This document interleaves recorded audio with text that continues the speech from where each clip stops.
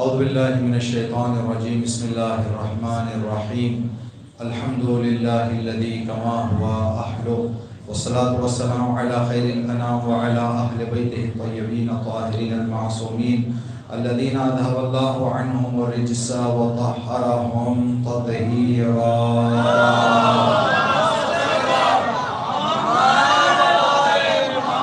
واللعنة على أعدائهم أجمعين. أما بعد قال مولانا الصادق علیہ السلام في زيارة الأربعين بدل مهجته فيك ليستنقذ الناس من الجهالة. صدق الله العلي العظيم. اللهم صل مجلس کی قبولیت کے لیے جن مرحومین کی ایصال ثواب کے لیے فاتحہ خوانی کی گئی ہے، ان کی مغفرت اور درجات کی بلندی کے لیے مجالس میں شرکت کرنے کی توفیقات جو اس لمحے تک ہمیں نصیب ہوئی ہیں، ہماری زندگی میں آخری سانس تک اور ہمارے بچوں اور نسلوں میں قیامت تک باقی رہنے کے لیے امام زمانہ کی سلامتی اور امام کا ظہور انشاءاللہ زیارت اربعین نجف سے کربلا ہم سب کو نصیب ہونے کے لیے صلوات پڑھ محمد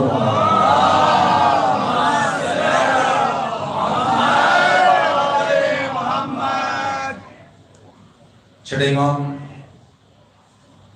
کی جو زیارت کی بند ہم نے آپ کی خدمت میں عرض کی تھی اس سے پہلے والی مجلس میں، اسی کے حوالے سے کچھ معروضات آپ کی خدمت میں اگر ہم ارادہ کریں پہنچائیں تو انشاءاللہ مولا مدد کرے اور آپ حضرات کی سماعتیں ہمارے ساتھ رہیں.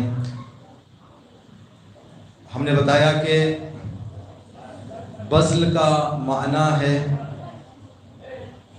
ایسی عطا کرنا جس عطا کے پیچھے کوئی امید نہ ہو اور کوئی شرط نہ ہو. بغیر شرط اور بغیر امید کے جب کوئی چیز انسان عطا کرتا ہے تو اس کو کہتے ہیں بذل. اور مہجت کا معنی لخت جگر کو کہتے ہیں، جو انسان کے بدن کا وہ عضو ہے جو انسان کو پریشانی کی حالت میں جب انسان کے بدن کو خون نہیں پہنچ رہا ہے تو وہ وہ حصہ بدن کا انسان کو حیات دیتا ہے، جس کو ہم لخت جگر سے یاد کرتے ہیں. امام حسین علیہ السلام نے کربلا میں جو اصحاب کو حاضر کیا تھا وہ اصحاب تھے جنہوں نے اپنے لخت جگر کو کربلا میں بہایا ہے. لخت جگر بہنے کے لیے کچھ چیزوں کا ہونا ضروری ہے. دیکھیں، جب انسان کے بدن میں جگر میں موجود خون پورا ختم ہو جائے تب نوبت آئے گی لخت جگر کی. جب تک خون باقی ہے بدن کے رگوں میں اس وقت تک بات نوبت لخت جگر کی نہیں آتی. ایک واقعہ ہم آپ کی خدمت میں عرض کریں گے کہ لخت جگر کا بہنا اور بہانا اگر کربلا والوں نے نہ بہایا ہوتا تو 10ویں امام نے یہ ہمیں نہ سکھایا ہوتا کہ زیارت عاشوراء میں یہ جملہ کہو الذین بدلوا مہجہم دون الحسین علیہ السلام، کہ زیارت کے عاشوراء کے سجدے میں سر رکھ کر کہو اے شہدائے کربلا، آپ نے اپنے لخت جگر کو امام حسین کی راہ میں بذل کر دیا. یہ جو ہم دیکھ رہے ہیں دنیا میں جتنا امام حسین کے نام پر پیسہ خرچ ہوتا ہے، جتنا امام حسین کے نام پر وقت صرف ہوتا ہے، جتنا امام حسین کے نام پر ورنہ پروگرامز مجالس منعقد ہوتے ہیں، کسی اور جگہ ہم کو نظر نہیں آتا. اس کی وجہ امیر المومنین علی ابن ابی طالب علیہ السلام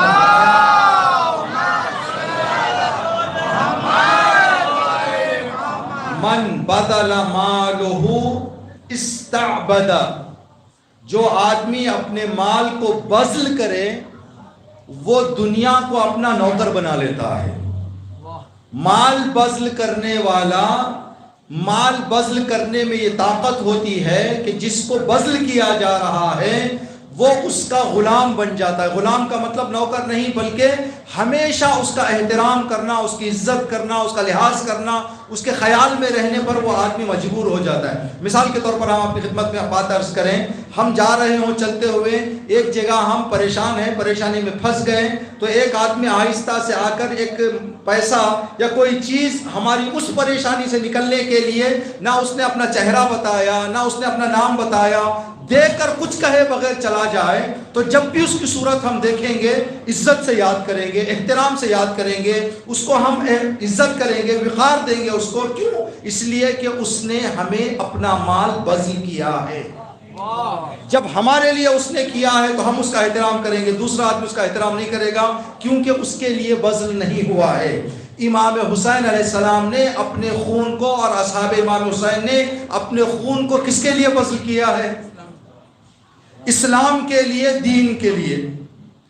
تو اس کو بہتر واضح کرنے کے لیے, اب کوئی انسان ہندوستان میں زندگی کرتے ہوئے یہاں کے آزادی کے رہبر موہن چند, گاندھی, اگر ان کو کوئی ہندوستان میں رہتے ہوئے چاہے وہ یاد کرے یا نہ کرے, مانے یا نہ مانے, جب تک ہندوستان آباد رہے گا ان کا نام روشن رہے گا, چاہے کوئی مانے چاہے کوئی نہ مانے.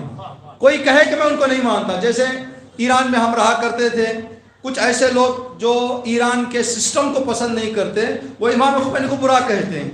چاہے وہ برا کہیں یا اچھا کہیں, جب تک ایران رہے گا تب تک خمینی کا نام رہے گا, چاہے آدمی پسند کرے یا نہ کرے. کیوں رہے گا؟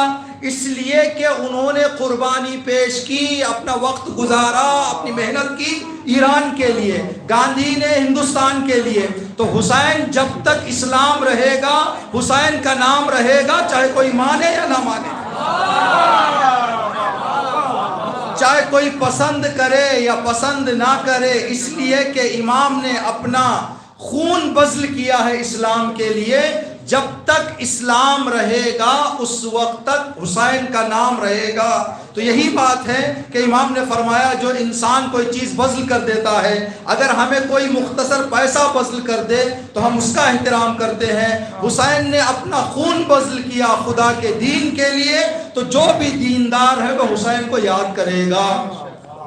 جو بھی مسلمان ہے, یہ سرحد نہیں ہے امام حسین کے غم کے لیے. ہم یہ تصور نہیں کر سکتے کہ حسین کا غم صرف شیعوں کا نہیں, بلکہ کسی شاعر کا خوبصورت شعر ہے, یہ کس نے کہہ دیا کہ ہماری ہے کربلا, یہ کس نے کہہ دیا کہ ہماری ہے کربلا, حق بات تم کہو تو تمہاری ہے کربلا.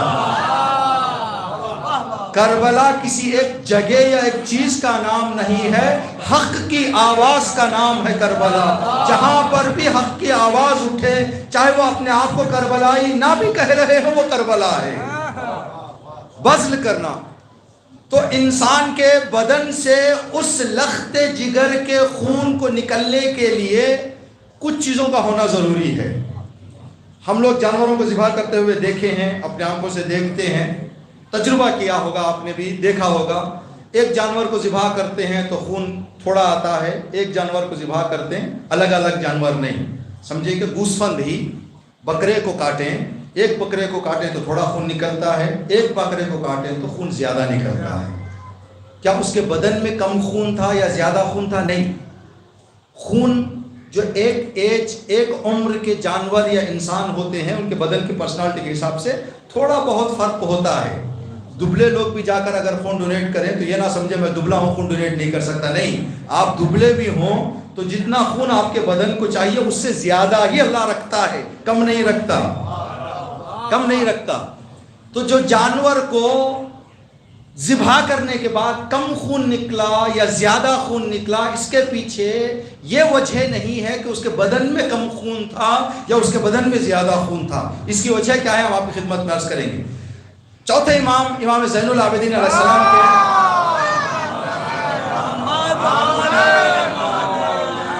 امام کے زمانے کے سلمان فارسی کہیں آپ, چوتھے امام کے سلمان فارسی جناب سعید بن جبیر, ان کا نام سعید بن جبیر, 45 ہجری میں یہ ولادت پائے. کربلا کے وقت 15 سال کے تھے, بچپن کی وجہ سے نہیں آ پائے, مدینے میں نہیں رہتے تھے, کوفہ اور اس اطراف میں. کربلا کے بعد چوتھے امام کے خصوصی شاگردوں اور صحابیوں میں سے ان کا شمار ہوتا تھا۔ چوتھے امام کا دور ایک ایسے ظالم بادشاہ کے دور میں آ گیا، یزید اور یزید کے سلسلے سے، جس کا نام حجاج بن یوسف ثقفی، جس کے تلوار سے 77,000 شیعوں کا گلا جس نے کاٹا ہے، حجاج ابن یوسف ثقفی۔ ہم کبھی کرتے نہیں، اگر بھوک نہیں لگ رہی ہے، ایسا لگ رہا ہے کہ کھانے کا دل نہیں کر رہا ہے، تو آدمی کیا کرے گا؟ یا تو تھوڑا سا کھانا دیر کر دے گا، یا کوئی ہاضمے کی چیز کھائے گا تاکہ آدمی کی بھوک جو ہے کھل جائے۔ تو حجاج جب دسترخوان پر بیٹھ کر کھانے کا موڈ نہیں ہوتا تھا، وہ کہتا تھا میرے سامنے لا کر کسی شیعہ کا سر کاٹو تاکہ میری بھوک زیادہ ہو۔ جب واصل جہنم ہوا حجاج، 50,000 شیعہ لوگ زمینوں کے دراروں سے نکالے گئے جو اس نے چھپا رکھے تھے۔ جب بھی اس کو تھوڑا دل بہلانا ہوتا تھا تو کہتا کہ جاؤ کسی علی کے یا اماموں کے خاص صحابی کو پکڑ کے لاؤ۔ جناب قنبر کو قتل اس نے کیا، رسول خدا کو جس محترمہ نے دودھ پلایا تھا حلیمہ سعدیہ کی بیٹی کو اس نے قتل کیا، شہید کیا۔ سعید بن جبیر کو اس نے قتل کیا۔ سعید بن جبیر ایک دن بیٹھے بیٹھے اس نے کہا کہ کیا کوئی ہائی کوالٹی علی کا چاہنے والا آج دنیا میں ہے؟ تو اس کو ایڈریس دیا گیا کہ سعید بن جبیر آج ہے۔ تو کہاں رہتا ہے؟ اس کو پتہ بتایا کہ فلاں شہر میں وہ زندگی کرتا ہے۔ تو لوگوں کو سعید بن جبیر کو گرفتار کرنے کے لیے بھیجا۔ جب سعید بن جبیر گرفتار کرنے کے لیے لوگ پہنچے، غروب کا وقت ہو گیا تھا، جناب سعید کو پکڑ کر لا رہے تھے، تو معمولاً اس زمانے میں راتوں میں سفر نہیں کیا جاتا تھا، اس لیے کہ قتل و غارت کا ڈر ہوتا تھا۔ چلتے چلتے انہوں نے سامنے ایک چرچ دیکھی۔ چرچ دیکھ کر چرچ کے پادری سے، جو وہاں کا رہبر وہ ہوتا ہے، لیڈر ہوتا ہے، جو مجاور ہوتا ہے وہاں کا، اس کے پاس گئے، کہا کہ کیا اجازت ہے کہ ہم آ کر ایک رات یہاں گزار کے چلے جائیں؟ تو کہا کہ بسم اللہ آئیں، آپ آ کے ایک رات گزار کے چلے جائیں۔ جب حجاج کے سپاہی اندر گئے تو سعید نے کہا میں اندر نہیں آؤں گا۔ کہا کہ وجہ کیا ہے؟ کہا کہ جو پیر اللہ کی راہ میں مسجد میں قدم رکھ چکے ہیں وہ کبھی چرچ میں جانے والے نہیں ہیں۔ میں کبھی چرچ میں نہیں جاؤں گا، میں خدا کا ہوں، خدا کے گھر جاؤں گا۔ کہا کہ پھر ہم اندر جائیں گے، آپ باہر رہیں گے، کہیں ایسے نہ ہو ہم سو جائیں تو آپ بھاگ جائیں۔ کہا کہ اگر بھاگنا ہوتا تو میں کبھی کا بھاگ گیا ہوتا، یہ فکر تم نہ کرو، میں ادھر ہی بیٹھا ہوں، تم جاؤ اپنا آرام کر کے واپس آ جاؤ۔ اب گھبراہٹ اس لیے کہ اگر اس کو نہ لے کے جائیں سعید کو تو ان کی جان خطرے میں ہے۔ کھڑکی کھول کر بار بار دیکھتے تھے کہ سعید ہے یا نہیں ہے، سعید ہے یا نہیں ہے۔ جب انہوں نے کھڑکی کھول کر دیکھنا چاہا تو کیا دیکھا؟ ایک شیر آ رہا ہے سعید کے قریب۔ اب انہوں نے کہا کہ اب ہم کہاں سے لے کے جائیں بھائی حجاج کے پاس، بھوکا شیر آ رہا ہے، سعید کو اپنا لقمہ بنا لے گا۔ یہ دیکھ ہی رہے تھے، شیر نے آ کر پہلے قدم کا بوسہ لیا، جناب سعید کے قدم کا بوسہ لیا۔ اس خطرناک رات میں پوری رات شیر نے جناب سعید کی حفاظت کی۔ جب صبح ہوئی تو دوبارہ قدم کا بوسہ لے کر چلا گیا۔ اب یہ منظر حجاج کے لوگوں نے دیکھا، صبح اٹھ کر بغیر سعید کو گرفتار کیے ہوئے واپس جانے لگے۔ کہا کہ جو منظر ہم نے دیکھا ہے اب ہمارے میں ہمت نہیں ہے کہ آپ کو گرفتار کر کے لے جائیں۔ کہا کہ اگر مجھے گرفتار کر کے نہیں لے جاؤ گے تو تم مصیبت میں پھنس جاؤ گے، تم جس کام کے لیے آئے ہو لے چلو۔ جناب سعید کو لے کر حجاج کے پاس گئے۔ کیسے کیسے لوگ جو محجت اپنا بہانے کے لیے اس راہ میں تیار ہوتے ہیں وہ مقام تک پہنچتے ہیں۔ آج بھی وہ موقع ہے، آج بھی وہ ایسے کام کر سکتے ہیں۔ جو مشہور شعر ہے آپ سنتے ہیں، یہاں دست و پا کٹیں گے، یہاں جان پر بنے گی، یہ محبت علی ہے، کوئی دل لگی نہیں ہے۔ اگر ہم علی علی کر رہے ہیں، حسین حسین کر رہے ہیں، بستروں پر آرام سے سو رہے ہیں، تو کبھی ہم نے کسی طرح کا مذہب کے لیے خطرہ نہیں دیکھا ہے۔ ان لوگوں کے جگروں سے جا کر پوچھیں جنہیں زندہ واپس جانے کی امید نہیں ہے، پھر بھی مجلسوں میں بیٹھتے ہیں۔ زندہ جانے کی امید نہیں۔ ہم اپنے پڑوسی ملک کے دوست جو اپنے مدرسوں میں پڑھا کرتے تھے، ان سے ملاقات جب کرتے تھے تو وہ کہتے ہیں جب ہم اپنے گھروں سے مجلسوں کو جاتے ہیں تو ہماری والدہ ہمیں انا للہ پڑھ کر بھیجتی ہیں، اگر آ گیا تو میرا، اگر چلا گیا تو حسین کا۔ اس طرح کی عزاداریاں بہت سارے ممالک میں ہو رہی ہیں الحمدللہ۔ ہمارے پاس ابھی تک ہم نے ایک چھوٹا سا زخم حسین کو ماننے یا علی کو ماننے کی وجہ سے ایک تماچا تک ہم نے نہیں کھایا ہے، آج تک ہم نے نہیں کھایا ہے۔ جو جناب سعید نے کہا لے چلو ہمیں، تب لے گئے حجاج کے پاس، تو حجاج نے کہا کہ تمہاری نگاہ میں رسول کیا ہے، تم کیا مانتے ہو رسول کو؟ تو کہا میں رسول کو اللہ کا حبیب مانتا ہوں اور اللہ کا رسول مانتا ہوں۔ کہا کہ ٹھیک ہے، یہ بتاؤ تین خلفاء تمہاری نگاہ میں، تمہارے عقیدے میں جنت میں ہیں یا جہنم میں؟ اب حجاج کہے جنت میں تو نہیں کہہ سکتے وہ، اگر کہیں جہنم میں کہا پکڑ لے گا پھر۔ کہا کہ دیکھا تو عقیدہ تیرا غلط ہے۔ حجاج نے کہا کہ مجھے غیب کا علم نہیں ہے، جاؤں گا تو بتاؤں گا۔ جنت میں جاؤں میں اگر وہ وہاں ہے تو دیکھ کے تم کو بتاؤں گا، اگر جہنم میں جاؤں وہاں ہے تو دیکھ کے بتاؤں۔ مجھے علم غیب تو نہیں ہے، میرے پاس علم غیب نہیں ہے۔ کہا کہ میں تجھے قتل کرنا چاہتا ہوں، کیسے قتل کروں بتاؤ؟ تو جناب سعید نے کہا کہ جس موت سے تو ڈرتا ہے ویسے مجھے مار، جیسی موت سے تجھے ڈر لگتا ہے ویسا مجھے قتل نہ کر، مجھے ویسے قتل نہ کر جیسے جس موت سے تجھے ڈر لگتا ہے۔ کہا اس کا کیا مطلب؟ کہا اس لیے کہ یہاں تو مجھے تو شہید کر دے گا، میرا انتقام اور میرا فیصلہ خدا تک رہے گا، خدا کی بارگاہ میں جب میں پہنچوں گا تو جیسے تو مجھے مارے گا وہاں ویسے میں تجھے ماروں گا، تجھے جیسے ڈر لگتا ویسے نہ مار۔ حجاج نے کہا کہ ٹھیک ہے گردن کاٹ دو سعید کی۔ جب جناب سعید کی گردن کاٹنے کے لیے کہا گیا تو جناب سعید قبلے کی طرف رخ کر کے کھڑے ہوئے تھے، تو جب تلوار لے کر لوگ آگے بڑھے تو انہوں نے قرآن کی آیت پڑھی، وہ آیت جو 10 ذی الحجہ کو قربانی کے دن جانوروں کو کاٹتے ہوئے پڑھی جاتی ہے، انی وجہت وجہی للذی فطر السماوات والارض، یعنی جناب سعید اپنی قربانی کی دعا پڑھنے لگے، یعنی اپنے آپ کی قربانی، خدایا میں قربانی دے رہا ہوں تیرے دین کے لیے، ولایت کے لیے، عشق علی کے لیے، عشق اہل بیت پر قربانی دے رہا ہوں، میری قربانی قبول فرما۔ جب یہ آیت حجاج نے سنی کہا کہ رخ موڑ دو، قبلے کی طرف رہے گا، نیت کرے گا یہ قربانی کی، پیٹھ قبلے کی طرف ہو جائے۔ جب پیٹھ قبلے کی طرف کی گئی، الٹے طرف کھڑا دیا گیا جناب سعید کو، تو جناب سعید نے قرآن کی اور آیت پڑھ دی، فَأَيْنَمَا تَوَلُّوا فَثَمَّ وَجْهِ اللَّهِ، تم جہاں بھی رخ کر لو اللہ وہاں پر ہے، تم چاہے ادھر کرو چاہے ادھر کرو، اللہ ہر جگہ ہے، ہر رخ میں اللہ ہے۔ کہا کہ اس کو ایسے نہیں ہوگا، زمین کے منہ کی طرف لٹا دو اور اس کو ذبح کر دو۔ جب منہ کی طرف لٹایا گیا ایک اور قرآن کی آیت پڑھی، مِنْهَا تُعِيدُكُمْ، تم اسی زمین سے آئے ہو، اسی زمین میں واپس تم کو جانا ہے۔ جب جناب سعید کے ایسے جملوں سے حجاج بے بس ہو گیا، کہا کہ اس کی گردن کاٹ دو، تو جناب سعید نے ایک دعا کی، پروردگارا علی کے عاشقوں کو اس ظالم سے نجات عنایت فرما۔ یہ دعا کی، گردن جناب سعید کی کاٹ دی گئی۔ جب جناب سعید کی گردن کٹی، یہ سو کہ ہم نے واقعہ بتایا، لخت جگر سے خون کے بہنے کے لیے کیا ہونا چاہیے وہ بات ہم آپ تک بتانا چاہ رہے ہیں۔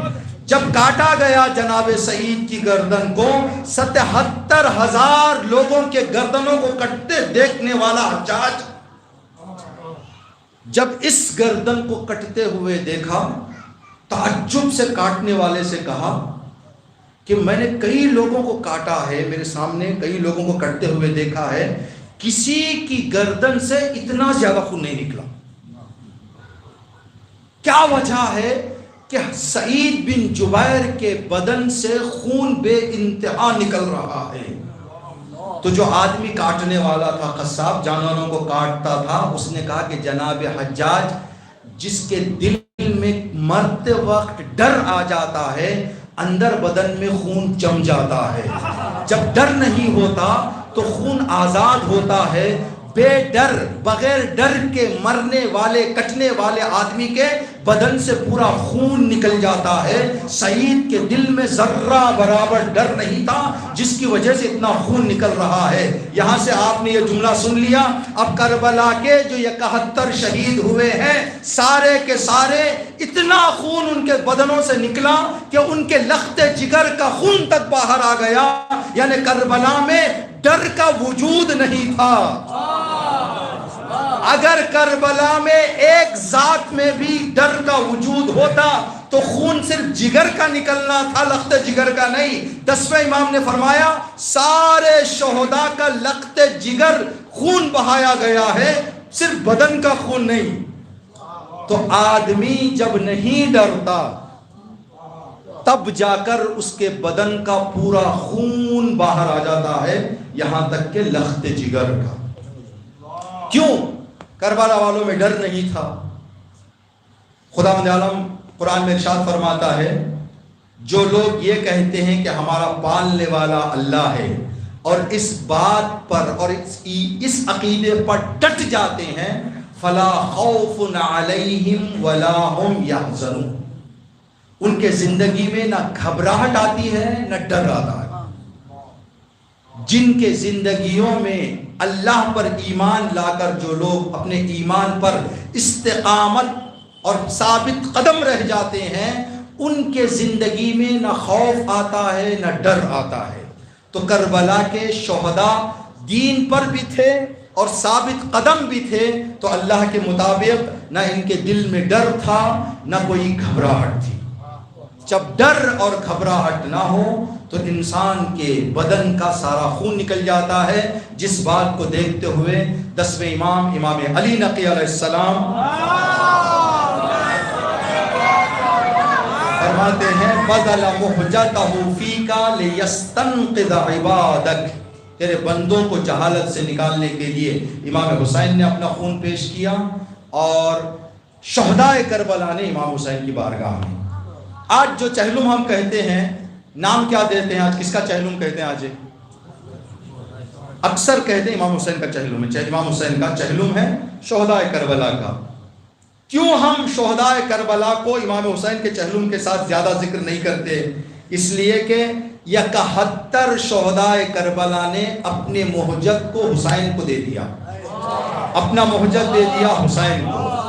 اب حسین کا ذکر یعنی 72 کا ذکر ہے، 72 کا ذکر ہے۔ دیکھیں، جب کوئی چیز بنائی جاتی ہے تو کوئی چیز بنانے کے پیچھے ٹکڑے ٹکڑے ٹکڑے ٹکڑے کر کے ایک چیز بنتی ہے۔ جیسے گھر بنایا جائے تو گھر بنانے والا پہلے کیا کرتا ہے؟ زمین خریدتا ہے، زمین خریدنے کے بعد نقشہ ڈالتا ہے، اسکیچ ڈالتا ہے کہ کس طرح کا پلان میں گھر بناؤں، پھر اس کے بعد پایا ڈالتا ہے، اس کے بعد دیواریں، اس کے بعد چھت، اس کے بعد پینٹ، جو بھی کام ہے۔ جب آپ جائیں کسی آدمی سے، کیا آپ کا گھر ہے؟ کہتا نہیں زمین ہے۔ پایا بنا دیا اس نے، کہا گھر ہے؟ نہیں پایا ہے۔ جب دیواریں بن گئی، گھر ہے؟ کہاں ہے؟ دیواریں تک پہنچا ہے، چھت پہنچ گئی ہے، پلاسٹک چل رہی ہے، وائرنگ ہو رہی ہے، پینٹنگ ہو رہی ہے۔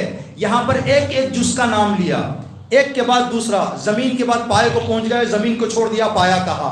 جب پایا بن گیا، دیواروں کو آئی تو پایا چھوڑ دیا، دیوار کہا۔ جب دیوار سے چھت کو آ گئے، دیوار۔ جب پورا بن گیا، پلاسٹنگ۔ جب یہ سب بھی ہو گیا تو وائرنگ، یہ بھی ہو گیا تو پینٹنگ، یہ کہہ کر آخر میں کہے گا میرا گھر آ گیا۔ جب گھر کہیں گے تو پھر دیوار نہیں کہنا ہے، پینٹ نہیں کہنا ہے، دروازہ نہیں کہنا ہے، گھر یعنی یہ سب چیز۔ حسین یعنی 72 شہداء۔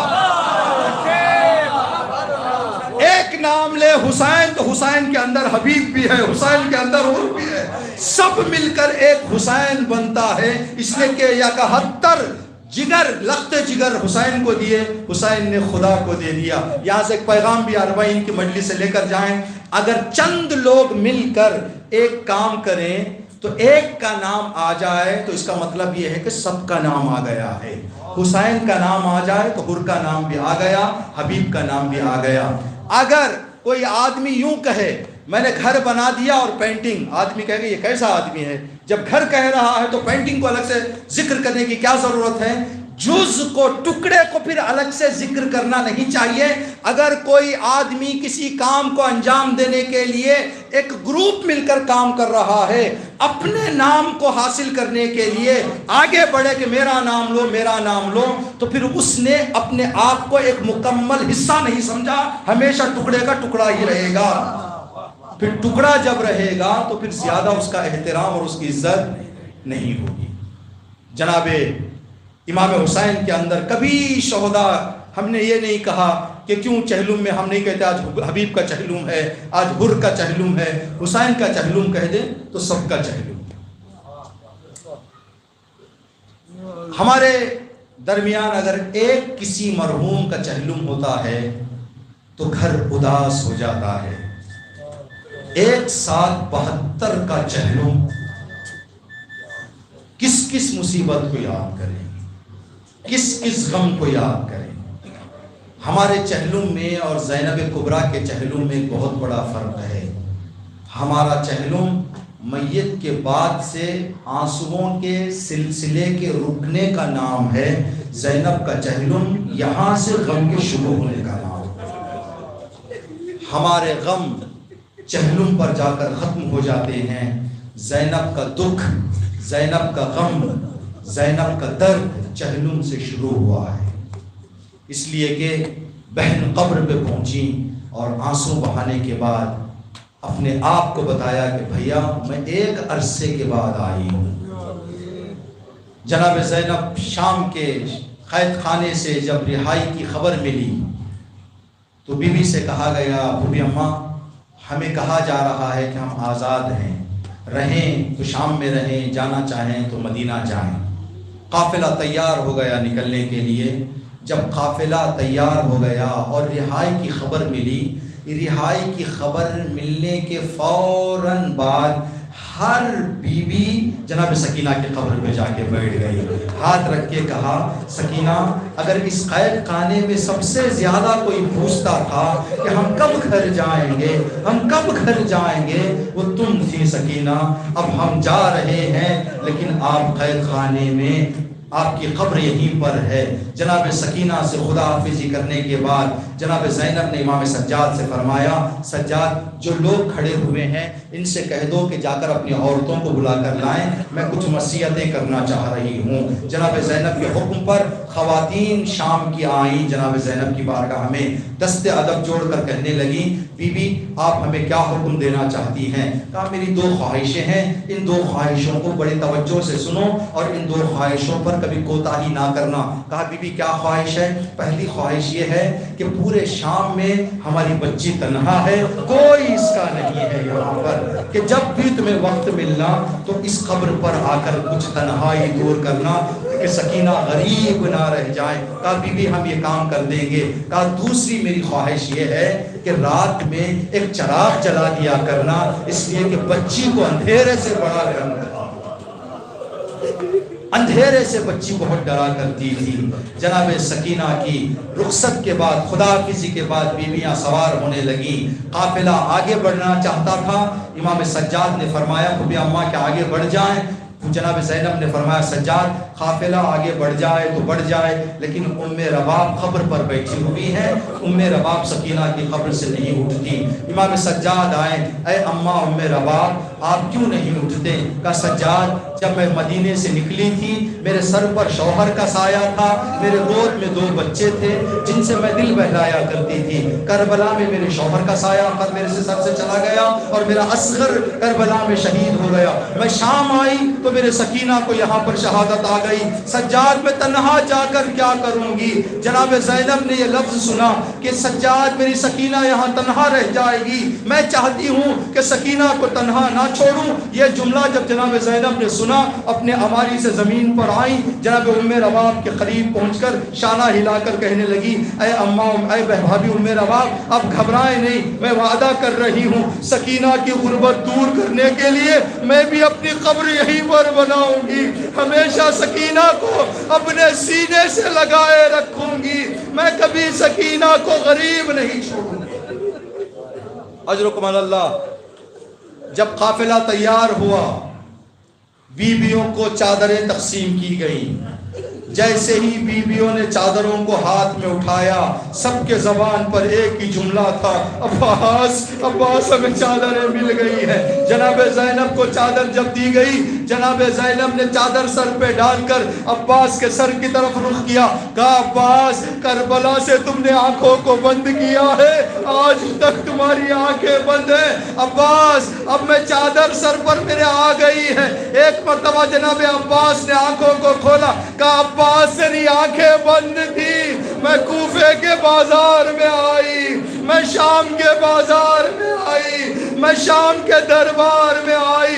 جناب عباس کی آنکھوں سے آنسو جاری ہو گئے، زبان ہلنے لگے، بی بی بس میرا صبر تھا جو میں برداشت کرتا رہا، ورنہ اگر مجھے اجازت ہوتی تو ہر دربار کو الٹ دیتا، ہر بازار کو ختم کر دیتا۔ اللہ اکبر۔ جیسے ہی یہ قافلہ کربلا کے قریب پہنچا، آخری جملات اور آپ کی زحمت تمام، جب یہ 40 کے دن کربلا کو پہنچا، سارے بیویوں میں سے صرف ایک بیوی اپنی عماری سے زمین پر گری، ساری بیویاں اندر بیٹھی ہوئی تھیں۔ علماء فرماتے ہیں کہ بنی اسد کے قبیلے کی کچھ خواتین آئی ہوئی تھیں جو دیکھنے کے لیے کہ یہ قافلہ جو پہنچا ہے کس کا قافلہ ہے۔ انہوں نے دیکھا کہ ایک بیوی اس کجاووں سے، اونٹوں سے اتر گئی ہیں، اب کوئی دوسری بیوی نہیں اترتی ہیں۔ آ کر سامنے سوال کرنے لگی، کیا اس کجاووں میں، ان عماریوں میں کوئی دوسرے بیویاں نہیں ہیں؟ کہا کہ بیویاں بیٹھی ہوئی ہیں۔ کہا پھر کیوں باہر نہیں نکلتی؟ جب قریب جا کر پوچھا گیا تو سارے بیویوں نے کہا، ہمارے پیروں میں پیدل چل چل کر جو زخم لگے ہیں، ہمارے زخم ابھی تازہ ہے، ہم سے چلا نہیں جاتا۔ اے قبیلہ بنی اسد کی عورتوں، ہمیں سہارا دو تاکہ ہم اپنے شہداء کی زیارت کریں۔ ہر ایک بی بی ایک قبر پر جا کر گر گئی۔ ام رباب تلاش کرنے لگی، سجاد میری اصغر کی قبر کہاں ہے؟ میں اصغر پر آنسو بہانا چاہتی ہوں۔ امام سجاد نے فرمایا، اے اماں رباب، جب میں دفن کرنے کے لیے آیا، اصغر کا لاشا گھوڑوں کے ٹاپوں سے اتنا پامال ہو گیا تھا کہ پہچانا نہیں جا رہا تھا۔ میں نے اصغر کو ہمیشہ آرام دینے کے لیے بابا کے سینے پر دفن کر دیا ہے۔ جائے بابا کی قبر پر، وہ بابا کی قبر بھی ہے، اصغر کی قبر بھی ہے۔ جناب ام رباب پہنچی، ایک جملہ کہا، اصغر میں تجھ سے معافی چاہتی ہوں بیٹا، میں پانی پینا نہیں چاہ رہی تھی لیکن میں کیا کروں، حکم امام تھا، بیٹا تو پیاسا، تیری ماں پانی پی رہی ہے، بیٹا اصغر اپنی ماں کو معاف کرنا۔ الا لعنت اللہ علی القوم الظالمین۔ سیعلم الذین ظلموا أی منقلب ينقلبون۔